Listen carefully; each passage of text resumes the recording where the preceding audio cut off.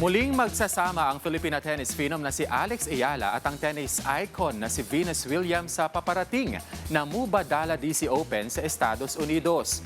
Matapos ang kanyang matagumpay na kampanya sa grass court, sisimulan na ng 21-year-old pride ng bansa ang kanyang North American hardcourt swing sa Washington DC, kung saan muli niyang makakatambal ang dating world number 1 na si Venus Williams bilang wildcard pairing sa doubles draw ng Mubadala. Matatanda ang unang nagkasama ang dalawa sa WTA 500 Bad Homburg Open sa Germany noong nakaraang Hunyo, kung saan nagawa nilang makaabot sa quarterfinals. Ang Mubadala DC Open ang unang stop sa North American hardcourt season ni Alex bago ang ilang serye pa ng kompetisyon sa Toronto at Cincinnati, na bahagi ng kanyang paghahanda para sa kanyang susunod na Grand Slam tournament, ang prestigyosong US Open.